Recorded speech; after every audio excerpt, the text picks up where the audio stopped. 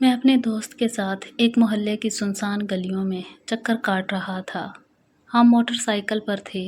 ہمارا ارادہ کسی موٹر سائیکل والے کو ہی لوٹنے کا تھا، لیکن گلی اتنی سنسان تھی کہ کوئی بھی موٹر سائیکل یا گاڑی ہمیں نظر نہیں آئی، جسے روک کر ہم پستول دکھاتے اور اس سے قیمتی سامان اور رقم چھین لیتے۔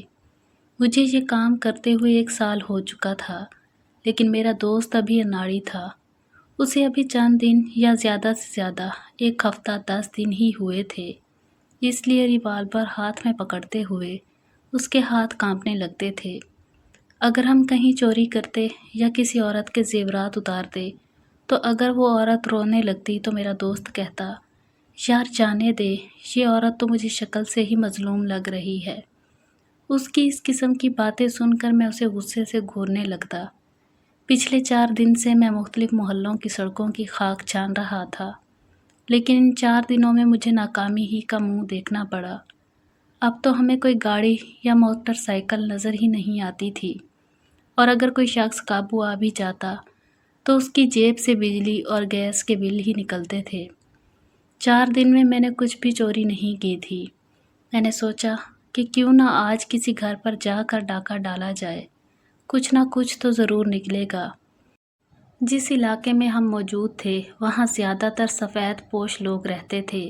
میں نے اپنے دوست سے کہا کہ اس بار میں کسی قیمت پر خالی ہاتھ واپس نہیں جاؤں گا۔ یہ سوچ کر جس گھر کے دروازے کے باہر ہم کھڑے تھے اسی کی دیوار پھلانگ کر ہم دونوں اندر کود گئے۔ اس وقت صحن میں اندھیرے کا راج تھا۔ میرے ہاتھ میں ٹارچ تھی۔ میں نے ٹارچ جلائی تو یہ دیکھ کر حیرت ہوئی کہ وہ گھر بہت ہی چھوٹا سا تھا۔ صحن میں 2 چارپائیاں بچھی ہوئی تھیں جن پر 2 خواتین لیٹی ہوئی تھیں۔ میں نے اپنے دوست سے دھیمے لہجے میں سرگوشی کی کہ سب سے پہلے ان کے کمرے کی تلاشی لیتے ہیں، جو کچھ بھی ہوگا کمرے میں ہی ہوگا۔ آہستہ آہستہ چلتے ہوئے ہم اس گھر کے کمرے میں داخل ہو گئے۔ کمرے میں ایک پرانی سی چارپائی رکھی تھی اور لوہے کی ایک الماری تھی جس پر چابیاں بھی لگی ہوئی تھیں۔ میں نے الماری کھول کر دیکھی تو وہ بالکل خالی تھی۔ کپڑوں کے علاوہ وہاں کچھ بھی نہ تھا۔ میں نے سارے کپڑے زمین پر پھینک دیے، ایک ایک چیز اچھی طرح دیکھ لی، لیکن الماری میں کوئی بھی قیمتی چیز نہ تھی۔ یہ دیکھ کر میں پھر سے مایوس ہو گیا، لیکن اب مجھے غصہ آنے لگا۔ اسی طرح میں نے دوسرے کمرے کی بھی ہر چیز تہس نہس کر کے رکھ دی، مگر ایک پھوٹی کوڑی تک نہ ملی۔ پھر تو میرا خون کھول اٹھا۔ 4 دن سے ایک بھی چوری نہیں کی تھی۔ پتہ نہیں لوگوں میں غربت اتنی کیوں چھا گئی تھی کہ گھر میں کچھ تھا ہی نہیں جس کی چوری کی جاتی۔ جیسے ہی میں کمرے سے باہر آیا تو صحن میں بچھی چارپائی پر بیٹھی ایک عورت کو دیکھ کر وہیں رک گیا۔ وہ تقریباً 50 سال عمر کی عورت تھی جو چارپائی پر اٹھ کر بیٹھ چکی تھی اور ٹکٹکی باندھے ہمیں ہی دیکھ رہی تھی۔ اس کے برابر میں سوئی ہوئی لڑکی ابھی بھی گہری نیند میں تھی۔ 4 دن سے میں نے ناکامی ہی کا منہ دیکھا تھا۔ نہ جانے کیوں مجھے اس بڑھیا پر غصہ آنے لگا۔ میں اس کے پاس گیا اور کہا، جلدی سے کھڑی ہو جا اور سونا چاندی گھر میں جو بھی ہے لا کر مجھے دے۔ میرے اونچے لہجے میں یہ کہنا تھا کہ میری آواز سن کر وہ لڑکی بھی اٹھ بیٹھی۔ وہ شاید اسی بڑھیا کی بیٹی تھی۔ میں نے جب ٹارچ کی روشنی اس کے چہرے پر ڈالی تو میرے تو ہوش اڑ گئے۔ وہ لڑکی بے حد خوبصورت تھی۔ یوں ہم دونوں کو اپنے گھر میں دیکھ کر وہ خوفزدہ بھی ہو گئی تھی۔ اس کی عمر کوئی 16-17 سال کے قریب تھی۔ میں آہستہ آہستہ قدم اٹھاتا اس بڑھیا کے پاس آیا، جیب سے پستول نکال کر اس کے سر پر رکھ دی۔ یہ دیکھ کر وہ لڑکی چیخ پڑی اور کہنے لگی، خدا کے لیے میری ماں کو کچھ مت کہنا۔ میں نے اس بڑھیا سے کہا، جلدی سے اپنے گھر میں جو سونا چاندی اور پیسے ہیں لا کر مجھے دے دو، ورنہ میں تم دونوں کو گولی مار دوں گا۔ میری بات سن کر بڑھیا رونے لگی اور کہنے لگی، بیٹے میرے پاس کچھ بھی نہیں ہے۔ ہم تو خود غریب ہیں، بڑی مشکل سے اپنی روزی روٹی کا بندوبست کرتے ہیں، جو کماتے ہیں وہ روز ہی ختم ہو جاتا ہے۔ میں نے کہا، خبردار، جو تو نے مجھے اپنی غربت کے رونے سنانے شروع کیے، میں خالی ہاتھ تیرے گھر سے ہرگز نہیں جاؤں گا۔ میں نے پستول اس بڑی عورت کے سر پر تانی اور وہ لڑکی یہ دیکھ کر رو رہی تھی۔ عورت پھر کہنے لگی میرے پاس کچھ نہیں ہے۔ میں نے پستول کے ٹریگر پر انگلی رکھ کر دبانا شروع ہی کی تھی کہ وہ لڑکی اچانک بول اٹھی، خدا کے لیے میری ماں کو کچھ مت کرنا، میں دیتی ہوں تمہیں سونا بھی اور پیسے بھی۔ یہ سن کر میں نے حیرت سے اس لڑکی کو دیکھا۔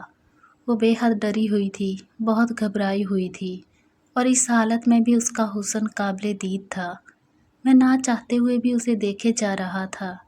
پورے گھر کی تلاشی تو میں پہلے ہی اچھی طرح لے چکا تھا، گھر میں کچھ بھی نہ تھا، پھر وہ کہاں سے مجھے سونا چاندی دیتی؟ میں تو بس اس عورت کو ہراساں اور ڈرانے کی کوشش کر رہا تھا تاکہ اپنا خوف و ہراس پھیلا کر وہاں سے چلا جاؤں۔ میں نے پستول عورت کے سر سے ہٹائی اور اس لڑکی کے پاس جا کر کھڑا ہو گیا اور کہا، چلو میرے ساتھ، مجھے دکھاؤ کہ تم نے زیور اور پیسے کہاں چھپا رکھے ہیں۔ مجھے لگا تھا کہ وہ مجھے کمرے میں لے کر جائے گی، لیکن نہیں، وہ صحن میں لگے درختوں کے پاس آ گئی، ایک جگہ بیٹھ کر مٹی کھودنے لگی۔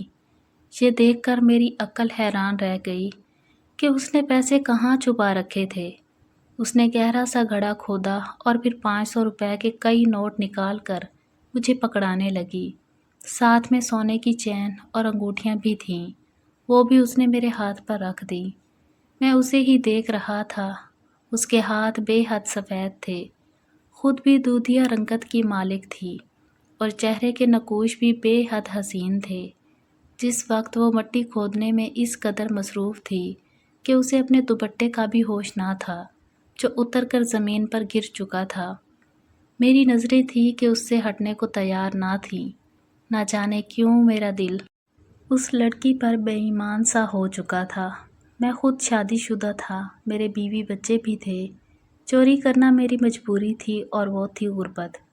پھر جب گھر میں ہر روز فاقے ہونے لگے تو میں نے ہر ناجائز طریقے اور حرام سے پیسے کمانا شروع کر دیے، کیونکہ دن بھر کی محنت مزدوری کے بعد بھی میں اتنے پیسے گھر پر نہیں لا سکتا تھا جن سے اپنے بیوی بچوں کا پیٹ بھر سکتا، اور ایک دن کی چوری ہمیں اتنا دے جاتی تھی کہ ہفتہ بھر گھر بیٹھ کر عیاشی سے ہم لوگ کھا پی سکتے تھے۔ میری بیوی نے آج تک مجھ سے کبھی یہ نہیں پوچھا تھا کہ میں جو گھر پر لا رہا ہوں وہ حلال ہے یا حرام۔ وہ تو میری جیب سے پیسے نکالتی اور نئی سے نئی کوئی نہ کوئی چیز گھر کی بنا لیتی۔ میرے گھر میں بہت جلد اے سی، فریج، فریزر، یہاں تک کہ نیا فرنیچر بھی آ چکا تھا۔ میں نے چوریاں 1 سال پہلے شروع کی تھیں، لیکن کبھی کسی عورت کی طرف بے باک نظروں سے نہیں دیکھا تھا۔ یہ سچ تھا کہ میں اس لڑکی کے حسن پر فریفتہ ہو چکا تھا۔ اس لڑکی نے سب کچھ نکال کر میرے ہاتھ پر رکھ دیا اور کہنے لگی، بس اور کچھ نہیں ہے ہمارے پاس، خدا کے لیے میری ماں کو کچھ مت کہنا، ہم دونوں ہی ایک دوسرے کا سہارا ہیں اور میری ماں کے سوا میرا کوئی نہیں ہے۔ وہ لڑکی میری منت سماجت کر رہی تھی، لیکن میری نظریں تو اس کے حسن پر تھیں جو مجھے اس کی طرف مائل کرنے لگا تھا۔ میں نے زیور اور پیسے اپنے دوست کو پکڑائے اور کہا، ان سب کو رومال میں باندھ دو۔ وہ عورت روتے ہوئے کہنے لگی، یہ میں نے اپنی بچی کے جہیز کے لیے رکھا ہے، خدا کے لیے یہ سب مت لے جاؤ۔ میں نے پائی پائی جوڑ کر یہ سب کچھ بنایا ہے، لیکن مجھ پر ان آنسوؤں کا کوئی اثر نہ ہوا۔ میں اتنے گناہ کر چکا تھا کہ میرے دل پر سیاہی پھیل چکی تھی۔ اب کسی کے آنسوؤں اور منت سماجت کا مجھ پر کوئی اثر نہیں ہوتا تھا۔ جانے سے پہلے میں نے اس لڑکی سے کہا کہ میرے ساتھ کمرے میں چلو۔ یہ سنتے ہی اس لڑکی کے ساتھ ساتھ اس کی ماں دونوں کا ہی رنگ اڑ گیا۔ اس کی والدہ مجھے دہائیاں دینے لگی، خدا کے لیے یہ ظلم مت کرو، جو کچھ ہمارے گھر کی جمع پونجی تھی وہ تو تم لے جا رہے ہو، ٹھیک ہے وہ بھی لے جاؤ، لیکن میری بچی کو برباد مت کرو۔ یہ سب سن کر میرا دوست مجھ سے کہنے لگا، یہ کیا کر رہے ہو تم؟ دیکھو چوری تک تو بات ٹھیک ہے، لیکن یہ سب تو گناہ ہے۔ اس کی بات ابھی مکمل بھی نہیں ہوئی تھی کہ میں نے پستول اس کے سر پر تان دی۔ میں نے کہا، زیادہ بکواس کی نہ تو تمہیں بھون کر رکھ دوں گا۔ شیطان مکمل طور پر مجھ پر حاوی ہو چکا تھا، مجھے کسی بات کا احساس تک نہ تھا۔ میں نے بڑی بے دردی سے اس لڑکی کا بازو پکڑا और उसे खींचते हुए कमरे में ले जाने लगा। वो लड़की रोने लगी, अपनी वालदा से कहने लगी, अम्मी मुझे बचा लो। फिर मुझसे कहने लगी, खुदा के लिए मुझे बर्बाद ना करो, चंद माह बाद मेरी शादी है, मेरा घर बर्बाद हो जाएगा, कोई शख्स मुझसे शादी नहीं करेगा, खुदा के लिए मेरी इज़्ज़त को बख्श दो। वो रो रही थी, गिड़गिड़ा रही थी, मेरी मिन्नत समाजत कर रही थी, लेकिन मेरी आंखों पर उस वक्त शायद पर्दा पड़ चुका था। मैंने उसकी इज़्ज़त को बुरी तरह पामाल किया, उसके साथ निहायत बेरहमी से पेश आया। वो एहतजाज करती तो मैं उसे मारने लगता। उसकी इज़्ज़त पामाल करने के बाद ही मैं कमरे से बाहर आया था। उसकी सिसकियों की आवाज़ें अभी भी मेरे कानों में गूंज रही थीं। मैं बाहर आया तो उसकी वालदा बेजान वजूद के साथ चारपाई पर बैठी थी।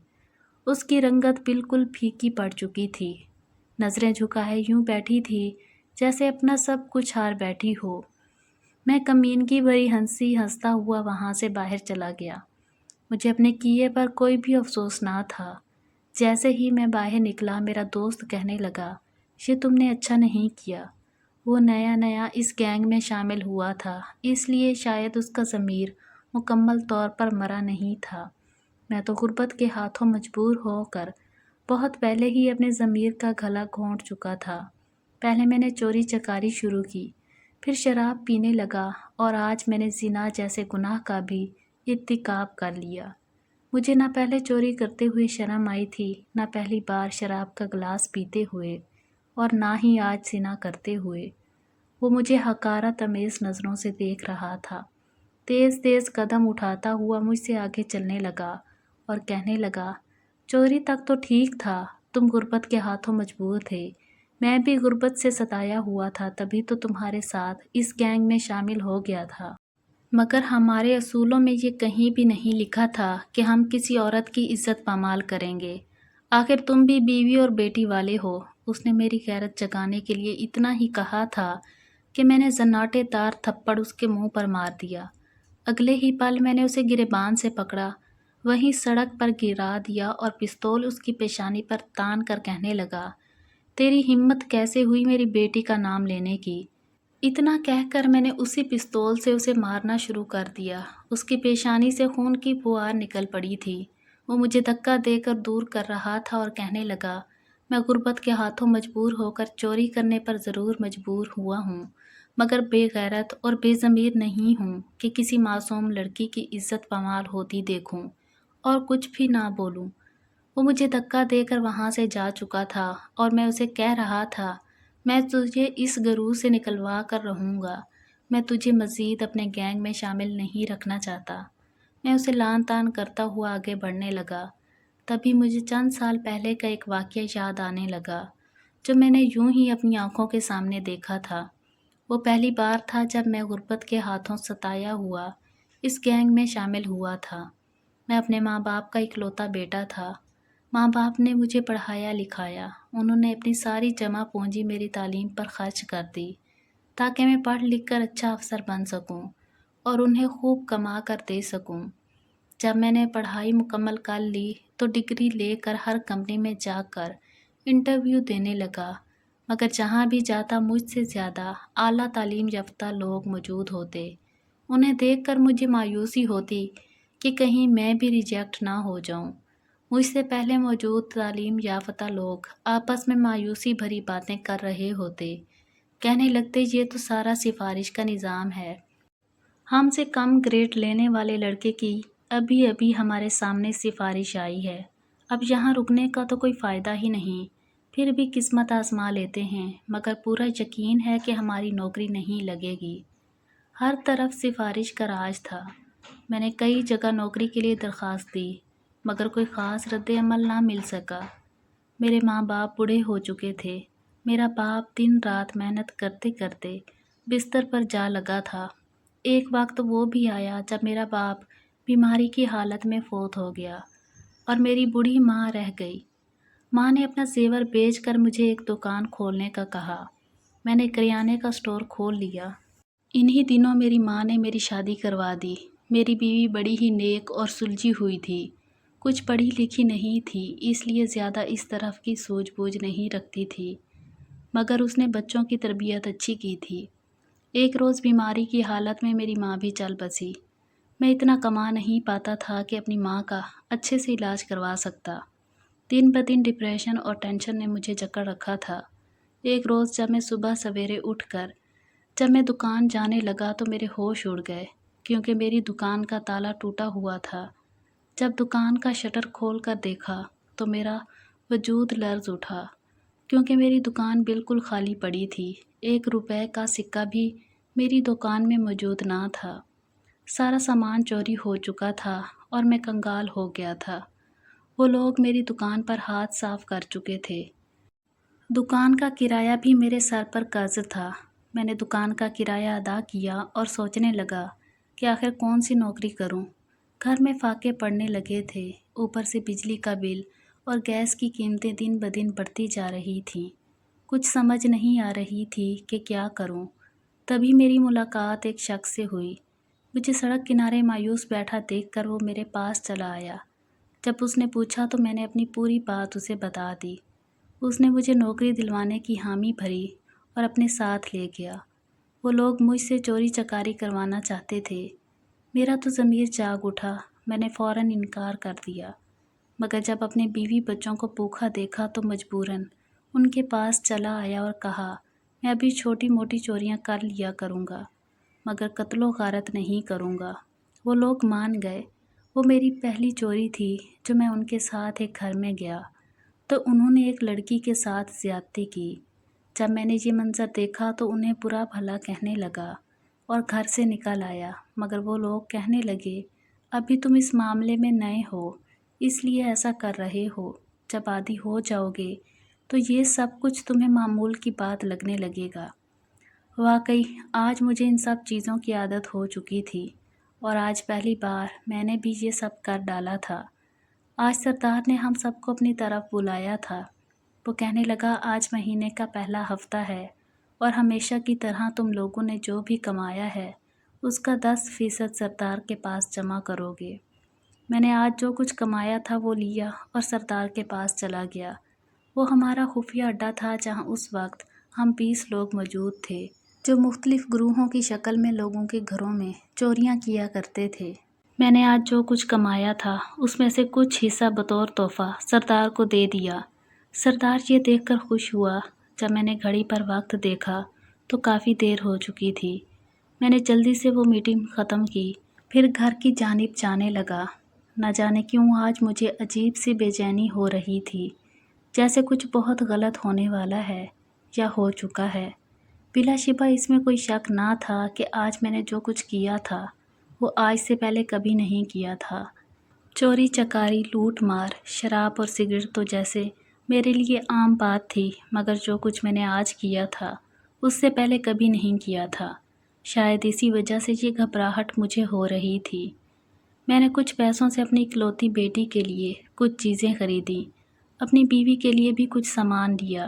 یہ لاہور تھا، یہاں دکانیں رات گئے تک کھلی رہتی تھیں۔ میں خوشی خوشی وہ سامان لیے گھر کی جانب جانے لگا۔ جیسے ہی میں نے گھر کے باہر قدم رکھا تو میرے وجود میں ایک سنسنی سی دوڑ گئی۔ دل کی دھڑکنیں اس قدر تیز ہو گئیں کہ ایسا لگتا تھا کہ اگر دروازہ کھول دیا تو نہ جانے کیا قیامت ٹوٹ پڑے گی۔ میں نے جیسے ہی دروازے کی کنڈی کھٹکھٹانے کی کوشش کی تو میری تو جان ہی نکل گئی، کیونکہ دروازے کی کنڈی کٹی ہوئی تھی۔ یہ اسٹیل کا دروازہ تھا۔ میں حیرت سے اتنے مضبوط دروازے کی کنڈی کو دیکھ رہا تھا جسے بڑے ہی ماہر طریقے سے کسی ہتھیار سے کاٹا گیا تھا، مگر کیوں، کیسے، کس نے؟ چند ہی لمحے لگے تھے مجھے اپنے دماغ پر زور دینے میں۔ میں کپ کپاتے ہوئے ہاتھوں کے ساتھ گھر کے اندر داخل ہوا۔ میری نظر زمین پر جمی ہوئی تھی۔ سر اٹھا کر گھر کا جائزہ لینے کی تو ہمت ہی نہ تھی۔ ایسا لگتا تھا کہ اگر میں نے نظریں اٹھا کر دیکھ لیا تو جیسے میری دنیا تباہ ہو جائے گی۔ پیروں کے ساتھ تو جیسے پتھر بن چکے تھے۔ میں نے اپنے حواس بحال کیے، گہری سانس خارج کی اور سر اٹھا کر اوپر دیکھا۔ گھر میں بالکل خاموشی چھائی ہوئی تھی۔ میں نے ادھر ادھر دیکھا، کوئی بھی نظر نہ آیا۔ بمشکل قدم اٹھاتا ہوا لاؤنج میں داخل ہوا۔ ابھی لاؤنج میں قدم رکھا ہی تھا کہ سامنے کا منظر دیکھ کر میرا دل ڈوبنے لگا۔ लाउंज की हर चीज़ बिखरी हुई थी। चीज़ें बिखर कर इधर उधर गिरी पड़ी थीं। सामान टूटा फूटा था। मैं इस बिखरे हुए सामान को देखता हुआ आगे बढ़ने लगा। जब आगे आया तो मुझे दीवार के सहारे बैठी हुई अपनी बीवी दिखाई दी, जिसका दुपट्टा ढलका हुआ था, गले में पड़ा था, बाल बिखरे हुए थे, चेहरा सुर्ख था और उस पर मुकम्मल सख्ता तारी था। वो किसी गैर मरई नुक्ते पर नज़रें जमाए बैठी थी। मैं चलता हुआ उसके करीब आया, उसे कंधों से थाम कर कहने लगा, क्या हुआ है? ये सब कुछ क्या है? तुम्हारी ये हालत कैसे हुई? घर में कोई आया था क्या? मेरी बीवी सकते की हालत में ही बैठी रही। मैंने नज़र दौड़ाकर अपनी इकलौती बेटी को ढूंढना चाहा, मगर वो मुझे कहीं नज़र ना आई। मैं लंबी लंबी सांसें खारिज कर रहा था। बीवी को झंझोड़कर कहने लगा, बताओ मुझे ये सब क्या हुआ है? मेरी बेटी कहाँ है? मैंने उसे झंझोड़ा तो वो होश में वापस आई। जब उसने मुझे अपने पास देखा तो उसके हवास बहाल हुए और रोते हुए चीख चीख कर मुझे सब कुछ बताने लगी कि कुछ घंटे पहले जब वो और मेरी बेटी सो रहे थे तो घर में चोर आ गए। वो सब कुछ चुरा कर ले गए। उन्होंने हमारे पास कुछ भी नहीं छोड़ा। जब मैंने ये सुना तो मेरे पैरों तले से ज़मीन निकल गई। ये वही वक्त था जब मैं किसी और के घर में डाका डाल रहा था। वो रो रही थी, बिलख रही थी, अपने बाल नोच रही थी। सदमा मुझे भी था, मगर मुझे अपनी बच्ची कहीं नज़र नहीं आ रही थी। मैंने उससे कहा, अलिशबा कहाँ है? अलिशबा मुझे कहीं भी नज़र नहीं आ रही। कहाँ है वो? बीवी ने जब ये सुना तो उसे एक दफ़ा फिर चुप सी लग गई। उसने मुझे कोई जवाब ना दिया और मुंह के आगे चादर रख कर फूट फूट कर रोने लगी। मेरा तो दिल हलक को आने लगा। मैंने बीवी से चीख कर पूछा, कहाँ है अलिशबा? तो वो कमरे की तरफ इशारा करने लगी। मैं फ़ौरन उठा और कमरे की तरफ भाग कर आया। जो ही हिम्मत करके कमरे का दरवाज़ा खोला तो वहाँ कोई भी मौजूद ना था। कमरे की हर चीज़ बिखरी हुई थी। कीमती सामान चोरी हो चुका था जो आज तक मैं लाया था। कमरे में कुछ भी ना था, अलबत्ता वाशरूम का दरवाज़ा नीम खुला हुआ था। मैं यूं ही चलते हुए वाशरूम के करीब आया तो मेरे पैरों तले से ज़मीन निकल गई, क्योंकि खून पानी की तरह बहता हुआ वाशरूम से बाहर निकल रहा था। मज़ीद मुझसे रुका ना गया। भागकर यूं ही मैंने वाशरूम का दरवाज़ा खोला तो सामने का मंज़र मेरी रूह फना कर रहा था। मेरी बेटी वाशरूम में गिरी पड़ी थी।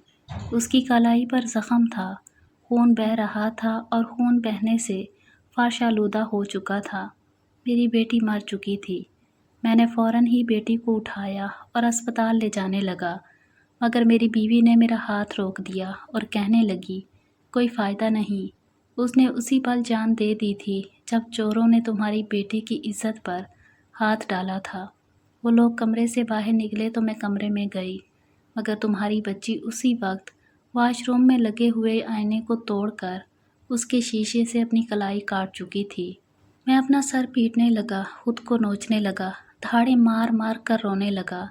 दीवार में अपना सर मारा, मेरा सर फट चुका था। आखिर ये सब कुछ कैसे हो गया? आज मैंने किसी और की इज्जत पर हाथ डाला और वही मकाफाते अमल पलट कर मेरी बेटी की तरफ आ गया। मेरी बेटी जान की बाजी हार चुकी थी। मैं रो रो कर सारी हकीकत अपनी बीवी को बता रहा था। बीवी ने जब ये सुना तो मेरे मुंह पर थप्पड़ मारा और कहने लगी, तुझे शर्म ना आई? ये तेरे ही बुरे काम थे जिनकी सज़ा हमारी बेटी को भुगतना पड़ी। तुझ जैसे बाप को मर जाना चाहिए। ये बात सुबह तक पूरे मोहल्ले में फैल चुकी थी। मैं अपनी बच्ची को दफनाने के लिए ले गया। तभी उसी वक्त 2 जनाजे और भी कब्रिस्तान में लाए गए। मैं तो बुत बना देख रहा था। मोहल्ले वालों ने पुलिस को भी इत्तला दे दी थी और मैं खुद को हथकड़ी लगवाने के लिए तैयार था। शायद इसी तरह मेरे गुनाहों की माफ़ी हो सकती थी। वो 2 जनाजे जो लाए गए थे, उन्हें मेरी बेटी के साथ ही मौजूद कब्रों में दफना दिया गया। ये वही 2 जनाजे थे जिनकी ज़िंदगी मैंने गुज़श्ता रात बर्बाद की थी। वही बूढ़ी औरत जो मेरे आगे हाथ जोड़कर अपनी बच्ची की इज़्ज़त ना लूटने की दुहाइयाँ देती रही, और वही बच्ची जिसकी इज़्ज़त मैंने पामाल की थी। दोनों ही मर चुकी थी। मेरे पास सिवाय पछतावे और माफ़ी मांगने के और कुछ भी ना रहा।